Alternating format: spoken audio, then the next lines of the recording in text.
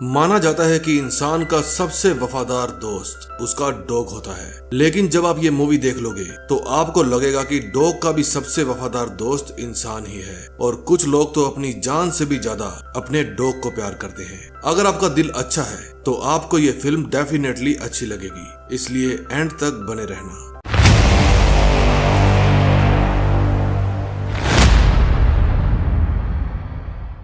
ये है फील्डिंग और नेट। ये दोनों बहुत ही अच्छे दोस्त हैं। जल्द ही ये वर्जीनिया यूनिवर्सिटी से अपनी ग्रेजुएशन पूरी करने वाले हैं। तभी नेट फील्डिंग को उसकी एक्स गर्लफ्रेंड दिखाता है, जो अब किसी और लड़के के साथ डेट कर रही है। उसको देखकर फील्डिंग का मन खराब हो जाता है और वो सोचता है कि इसको प्यार करने से अच्छा तो मैं एक कुत्ता पाल लेता, वो मेरे प्रति वफादार तो रहता।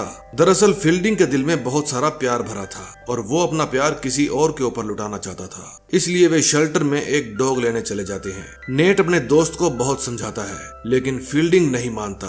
फिर एक बहुत ही क्यूट डॉगी फील्डिंग को पुकारता है और उसको देखकर फील्डिंग फैसला कर लेता है कि यही मेरा पेट होने वाला है। अब वे दोनों उस पपी को अपने घर ले जाने वाले थे, लेकिन पपी नेट की गोदी में सुसु कर देता है। नेट गुस्सा हो जाता है, लेकिन फील्डिंग कहता है कि धीरे बोलो, नहीं तो ये डर जाएगा। फिर अपने नए दोस्त की खुशी में फील्डिंग अपने पुराने दोस्तों को पार्टी देता है, लेकिन उसको ये टेंशन भी थी कि वो अपने डॉगी का नाम क्या रखे। ये पपी उसके सभी दोस्तों को बहुत ही क्यूट लगता है। फिर वो अपने क्यूट डॉगी का नाम गोंकर रखता है और सबको बताता है कि आज से इसका नाम गोंकर है। अब वो गोंकर को हर जगह अपने साथ ले जाने लगा था। कॉलेज में भी वो उसे अपने साथ लेकर जाता था और यहाँ तक कि योगा क्लासेस में भी। देखते ही देखते गोंकर बड़ा हो गया था। गोंकर को डोनट्स बहुत ही पसंद थे और वो हमेशा उन्हें उछाल कर खाता था। फील्डिंग नेट के साथ उसके ही घर में रहा करता था। एक दिन वहाँ वो अपने दोस्तों के साथ बैठा था। उसके दोस्त बताते हैं कि हमें जॉब मिल गई है, क्या तुमने कभी किसी जॉब के बारे में सोचा है? फील्डिंग कहता है अगर जॉब ना मिली तो क्या मेरी जिंदगी खत्म हो जाएगी? तभी वहाँ फील्डिंग के मॉम डैड उससे मिलने के लिए आ जाते हैं। वे अपने बेटे को काला कोट और काली टोपी पहने हुए देखना चाहते थे, जैसे दिल वाले दुल्हनिया ले जाएंगे में शाहरुख खान पहनता है। लेकिन फील्डिंग नहीं चाहता था कि उसके मॉम डैड यहाँ पर आए। उसकी बहन भी उससे मिलने के लिए आई थी। फिर उन्हें गोंकर के बारे में पता चलता है और यकीन मानो उसके मॉम डैड को बिल्कुल भी अच्छा नहीं लगता। उसके डैड कहते हैं कि तुम खुद का ख्याल तो रख नहीं सकते, इस बेचारे डॉग का क्या ख्याल रखोगे? फील्डिंग के पेरेंट्स उसे समझाते हैं कि कल तुम्हारी ग्रेजुएट हो जाएगी और उसके बाद तुम जॉब करोगे या गोंकर को संभालोगे। हर माँ बाप की तरह उनकी चिंता भी जायज थी, लेकिन उनकी ये गंदी औलाद गोंकर के साथ गहरी नींद ले रही थी। इसी कारण से अगले दिन वे कॉलेज में सारा काम खत्म होने के बाद पहुंचते हैं। उन्होंने अपने बेटे को काली टोपी पहने हुए देखने का मौका गवा दिया था। फिर उसके मॉम डैड उसे ग्रेजुएशन कंप्लीट करने की खुशी में कांग्रेट्स कहकर वहां से चले जाते हैं। फील्डिंग की सिस्टर भी जॉब लग गई थी। अब ग्रेजुएशन कंप्लीट होने के बाद यहाँ रहने का कोई मतलब नहीं था, इसलिए फील्डिंग अपने डॉग को लेकर नेट को अलविदा कहकर वहाँ से चला जाता है और फील्डिंग शहर में अपने डैड के बड़े से घर में रहने के लिए आ जाता है, जो वो बिल्कुल नहीं चाहता था। फील्डिंग के डैड जॉन उसे डॉग के लिए शॉक कॉलर देते हैं और कहते हैं कि अगर ये इस घर की बाउंड्री से बाहर जाएगा तो इसको शॉक लगेगा और अगर इसे मेरे घर में रहना है तो इसे बांधना ही पड़ेगा। जॉन बताता है कि इसको कोई चोट नहीं पहुंचेगी, बस इसे पता चल जाएगा कि यहाँ से आगे नहीं जाना है। तभी गोंकर को एक फॉक्स दिखती है और वो उसके पीछे भागने लगता है, लेकिन घर की बाउंड्री पर जाते ही वो रुक जाता है। फील्डिंग कहता है कम ऑन, जाओ और उसे पकड़ लो।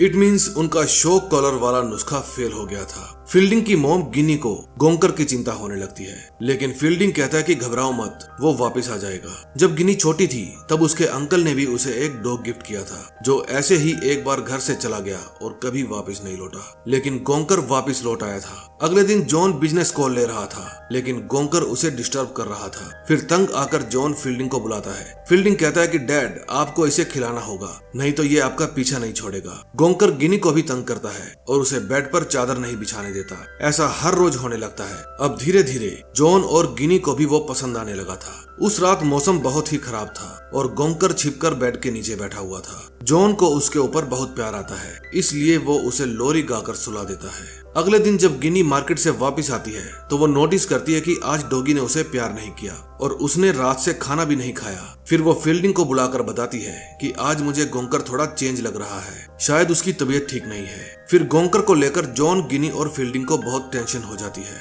और वे उसे लेकर हॉस्पिटल जाते हैं। डॉक्टर बताती है कि एडिसन्स डिसीज केसेस में अक्सर डॉगी की हिम्मत खत्म हो जाती है और इसके कारण डॉग कोमा में भी जा सकता है। अगर गोंकर बच गया तो उसे हर महीने इंजेक्शन देने पड़ेंगे, लेकिन इसके बचने के चांसेस 50-50 हैं। डॉक्टर कहती है कि आप लोग घर जाइए, हम इसकी अच्छे से देखभाल कर लेंगे। घर पर फील्डिंग बताता है कि मैंने नेट पर देखा है, इस बीमारी के बारे में जितना लेट पता चलता है उतना ही बुरा होता है और हमें पूरा 1 साल लेट पता चला है। पहले भी ये थकान महसूस करता था, लेकिन मुझे लगा कि खेलते खेलते थक गया होगा। जॉन कहता है बेटा, डॉग की जिम्मेदारी एक बच्चे जैसी होती है, इनकी केयर बच्चे से भी ज्यादा करनी पड़ती है। अगले दिन जब वे हॉस्पिटल जाते हैं तो डॉक्टर बताती है कि वो सुबह 6 बजे से खेल रहा है। हमने किसी डॉग को इतनी जल्दी ठीक होते नहीं देखा, लेकिन ध्यान रहे हर 30 दिन में इंजेक्शन देना जरूरी है। अब उनका गोंकर के प्रति प्यार और भी गहरा हो गया था। मॉम डैड भी उस डॉग को उतना ही प्यार करने लगे थे जितना वो अपनी गंदी औलाद से करते थे। एक दिन नेट फील्डिंग से मिलने आता है और वे घूमते घूमते अपैलेचियन ट्रेल में पहुंच जाते हैं। फिर नेट गोंकर को एक फॉक्स दिखाता है और कहता है कि जाओ उसे पकड़ो। फिर गोंकर फॉक्स के पीछे भाग जाता है, लेकिन थोड़ी देर तक जब वो वापस नहीं आता तो उन दोनों को चिंता होने लगती है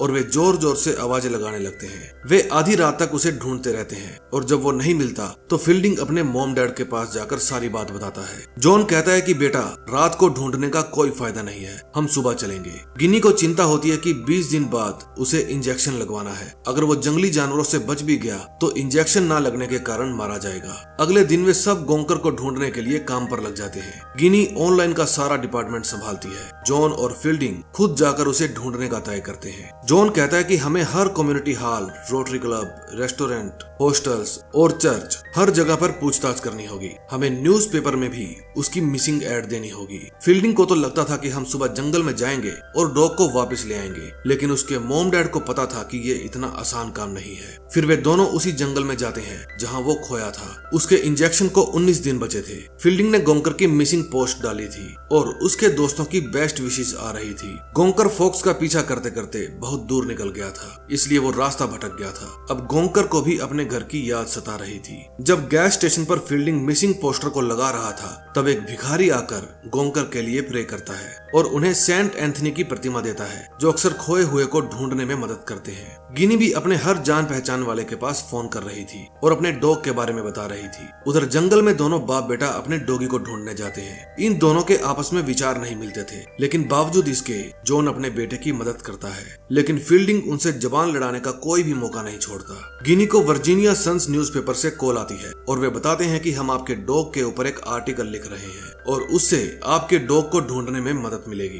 क्या आप हमें उसकी एक HD फोटो भेज सकते हैं? फिर वो अपने पड़ोसी के बच्चों की हेल्प लेती है ताकि स्कैनर के जरिए उस डॉगी की फोटो वर्जीनिया सन्स न्यूज़पेपर तक पहुंचा सके। अब एक एक करके उनकी हेल्प करने वालों की तादाद बढ़ती जा रही थी। आज रात मौसम खराब हो जाता है और गोंकर को बादल गरजने पर बहुत डर लगता है, लेकिन आज उसे लोरी सुनाकर सुलाने वाला कोई भी पास में नहीं था। वो बेचारा डर के मारे चू चू कर रहा था। होटल में फील्डिंग अपने डैड को बताता है कि उसके सभी दोस्त जॉब करने लगे हैं। मुझे ये गम सताया जा रहा है कि आप लोग मेरे बारे में क्या सोचते होंगे, और ऊपर से मेरा सबसे अच्छा दोस्त भी मुझे छोड़कर चला गया है। मुझे इस समय कुछ भी अच्छा नहीं लग रहा, क्योंकि वही था जिसे मुझसे कुछ भी उम्मीद नहीं थी। बस वो मुझसे बिना स्वार्थ के प्यार करता था, लेकिन वो अपने पिता के प्यार को समझ नहीं पा रहा था। जब फील्डिंग रूठ कर वहाँ से बाहर चला जाता है तब उसे एक लेडी मिलती है। वो बताती है कि मैंने आपको डॉग मिसिंग पोस्टर लगाते हुए देखा था। जब मेरा कुत्ता खो गया था तो हम अपने पड़ोसी के कुत्ते को साथ लेकर उसे ढूंढने गए थे। तुम्हें भी ऐसा करना चाहिए। कुत्ते एक दूसरे की दुर्गंध को दूर से पहचान लेते हैं। तुम्हारा कुत्ता जरूर मिल जाएगा। फिर जॉन और फील्डिंग अपने पड़ोसी के पास जाते हैं। उनका पड़ोसी कहता है कि मुझे 1 हफ्ते में ये वापस चाहिए होगा,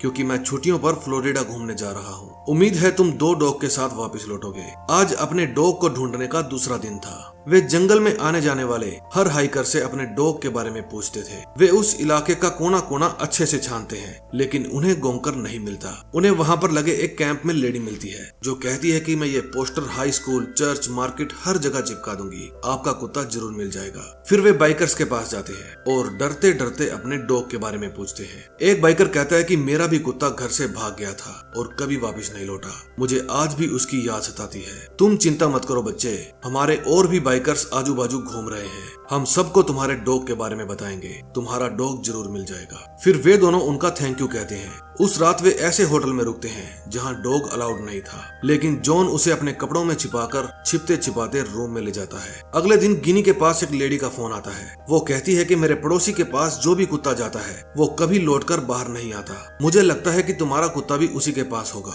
और जरूर वो उन कुत्तों के साथ कुछ गलत करता होगा। फिर गिनी जॉन को बताती है और जॉन उसके पास चेकिंग के लिए जाता है। वो आदमी बताता है कि जिसने आपको कॉल करके बताया है वो महिला 98 वर्ष की हो गई है। वो दिमागी तौर पर बीमार है। दरअसल मेरे पास जो भी कुत्ता आता है मैं उसे पाल लेता हूँ, क्योंकि मुझे लगता है इससे इन कुत्तों को नई जिंदगी मिल जाती है। वो कहता है कि मेरे बहुत से दोस्त हैं और वे आपकी गोंकर को ढूंढने में मदद करेंगे। आज गोंकर को ढूंढते हुए 8वां दिन लग गया था। फील्डिंग ने अब तक ठीक से खाना भी नहीं खाया था और ये बात वो अपने पिता से छुपा रहा था ताकि उनसे कोई लेक्चर ना सुनना पड़े। तभी उनके पास एक हाइकर आता है। वो पूछता है क्या आपने इस डॉग को देखा है? जॉन कहता है हाँ, ये हमारा ही डॉग है। वो कहता है दरअसल मैं हाइकर हूँ और मुझे जो भी मिलता है मैं उससे इस डॉग के बारे में पूछ लेता हूँ, शायद मेरी वजह से ही गोंकर मिल जाए। अब उनके पास अलग अलग लोगों के फोन और मैसेज आने शुरू हो गए थे। लोग उनको गोंकर को ढूंढने के लिए अलग अलग तरह की सलाह दे रहे थे। तभी एक आदमी बताता है कि उनकी सूंघने की शक्ति बहुत तेज होती है। आप अपने बेटे का कोई भी कपड़ा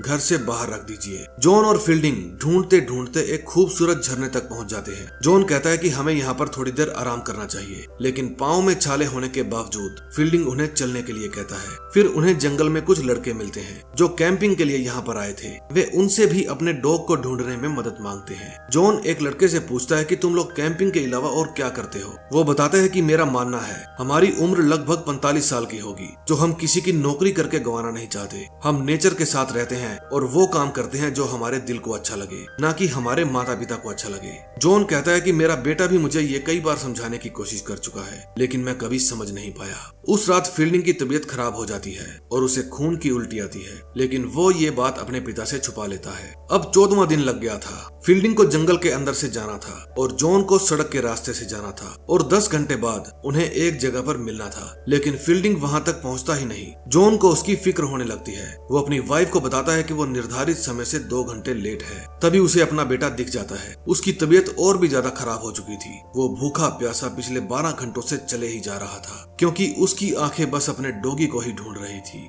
छालों के कारण उसके पांव का भी बुरा हाल हो चुका था। जॉन उसके पांव पर दवा लगाता है। जॉन उसे कहता है कि मैं जैसा चाहता था तुम बिल्कुल वैसे नहीं हो, लेकिन तुम अच्छे इंसान हो, नहीं तो आज के समय कोई भी किसी के बारे में इतना नहीं सोचता। तुम उन लोगों में से हो जो एक जानवर को अपने घर में जगह देते हैं और उसके खो जाने पर पूरी रात खून से लथपथ पैरों में उसे ढूंढने के लिए बस चलते जाते हैं, पर कभी हार नहीं मानते। मेरे पास तुम पर फक्र न करने की कोई वजह ही नहीं है। जब वे अगले दिन फिर से जंगल में जाते हैं तो उन्हें वहाँ पर फिर से नेट मिलता है। वो भी गोंकर को ढूंढने के लिए आया था। वो कहता है कि ये सब मेरे कारण हुआ है, क्योंकि मैंने ही उसे फॉक्स के पीछे जाने के लिए कहा था। फील्डिंग कहता है लेकिन मैंने तो एक बार भी तुम पर इल्जाम नहीं लगाया। नेट अपने साथ डोनट्स लेकर घूम रहा था ताकि उसकी खुशबू से गोंकर वापस आ जाए। फिर जॉन उन दोनों बच्चों को कुछ खिलाने पिलाने ले जाता है। अब गोंकर को ढूंढते हुए 18वां दिन शुरू हो जाता है। उनके पास एक शेल्टर से फोन आता है कि हमें एक डॉग मिला है। उसे चेक करने पर हमें पता चला है कि उसे भी एडिसन्स नाम की डिसीज है, शायद वो आपका कुत्ता है। जब जॉन और फील्डिंग वहां जाकर देखते हैं तो वो उनका गोंकर नहीं था और फील्डिंग का दिल टूट जाता है। वो रोने लगता है क्योंकि वो दिन रात अपने शरीर की चिंता किए बिना अपने डॉग को ढूंढने में लगा था, क्योंकि वो चाहता था कि नेक्स्ट इंजेक्शन से पहले वो उसे ढूंढ ले। जितना प्यार वो उस डॉग से करता था उतना प्यार तो शायद कोई भी अपने डॉग से नहीं करता होगा, और ये बात उसके पापा जानते थे। इसीलिए वो अपना काम धंधा छोड़कर अपने बेटे के साथ उस डॉग को ढूंढ रहे थे और दर दर की ठोकरें खा रहे थे। उन्हें अपने बेटे के हालात पर बहुत तरस आ रहा था, इसलिए वे उसे वापिस अपने घर ले आते हैं। उसकी माँ भी उसकी ये हालत देखकर बहुत रोती है, क्योंकि माँ बाप अपने बच्चों की बुरी हालत नहीं देख सकते। फील्डिंग की पेट की तकलीफ दिन ब दिन बढ़ती जा रही थी। तभी उसकी सिस्टर का फोन आता है। वो उन्हें बताता है कि शायद मैं मर रहा हूँ। उसकी बहन कहती है तुम अभी की अभी जाकर मॉम डैड को बताओ, वरना मैं उन्हें फोन करके बता दूंगी। फिर वो अपनी बहन के कहने पर अपने मॉम डैड को अपनी बीमारी के बारे में बताने जाता है, लेकिन इतने में वहाँ पर एक आदमी का फोन आता है। वो बताता है कि यहाँ हमने आपके कुत्ते को देखा है। वो पिछले 2 दिनों से हमारे कचरे में से खाना खा रहा है। उसकी हरकतें भी थोड़ी अजीब सी है। वो कल की पार्टी से बचे हुए डोनट्स को उछाल उछाल कर खा रहा था। ये बात सुनते ही उन लोगों में उम्मीद की किरण जाग जाती है और वे अपने घर से 111 मील दूर उस जगह पर पहुंच जाते हैं। वो जगह बहुत ही खूबसूरत थी। तभी वहाँ वही आदमी आ जाता है जिसने फोन किया था। वो बताता है कि वो डॉग हमेशा उस पेड़ के पास बैठा रहता है। फील्डिंग जाकर उसे आवाज लगाता है। जॉन पूछता है कि आपने आखिरी बार उस डॉग को कब देखा? वो आदमी कहता है कि अभी 3 घंटे पहले। फील्डिंग के आवाजें लगाने पर भी वो नहीं आता। जॉन कहता है शायद वो कहीं चला गया होगा, लेकिन हम उसे ढूंढ लेंगे। तभी जॉन को पीछे से गोंकर दिख जाता है और उसे देखने के बाद उन लोगों को जो खुशी होती है, शायद वो इस खुशी को डिजर्व करते थे। फील्डिंग को तो शायद जन्नत ही मिल गई थी। ये फीलिंग सिर्फ वे ही लोग समझ सकते हैं जिन्होंने अभी तक किसी डॉग को पाला है। जब वे अपने घर पहुंचते हैं तो गिनी भी इमोशनल हो जाती है। उसे गोंकर की जगह पर अपना बचपन में खोया हुआ डॉग दिखाई देता है जो कभी वापस लौट कर नहीं आया था। गोंकर भी अपने घर पर आकर बहुत खुश था, लेकिन तभी फील्डिंग बेहोश होकर नीचे गिर जाता है। फिर उसे हॉस्पिटल ले जाया जाता है। डॉक्टर बताता है कि इतना बिगड़ा हुआ केस मैंने पहले कभी नहीं देखा। उसकी बड़ी आंतों का काफी हिस्सा हमें निकालना पड़ा। ये बहुत दिनों से दर्द बर्दाश्त कर रहा था। क्या इसके पीछे कोई खास वजह थी? जॉन बताता है कि इसका डॉग खो गया था और ये उसे ही ढूंढ रहा था। डॉक्टर कहता है कि चिंता मत करो, अब वो खतरे से बाहर है। जब जॉन और गिनी फील्डिंग के पास बैठे होते हैं तब डॉक्टर आकर उसे कहता है कि अगर अपने डॉग से मिलना चाहते हो तो तुम्हें आराम करना होगा। लेकिन जॉन को पता था कि जब तक ये अपने डॉग से नहीं मिलेगा तब तक ये ठीक नहीं होगा। फिर जॉन अपने डॉग को चुपके से हॉस्पिटल में ले आता है और फील्डिंग उससे मिलकर बहुत खुश होता है। दोस्तों, ये फिल्म एक सच्ची घटना पर आधारित है। इस मूवी ने मेरे तो दिल को छू लिया। क्या आपके दिल को छुआ? कमेंट करके जरूर बताना। और अगर आपने भी किसी डॉग को पाला हुआ है तो उसका नाम कमेंट में जरूर लिखना और मुझे बताना कि अगर आप फील्डिंग की जगह पर होते तो क्या इस कदर ढूंढने जाते। मूवी अच्छी लगी हो तो अपने उन दोस्तों के साथ शेयर करना जिन्होंने किसी डॉग को पाला हुआ है, और अपने फैमिली के साथ भी शेयर करना। हम मिलेंगे नए दिन नई स्टोरी के साथ। तब तक के लिए बाय बाय।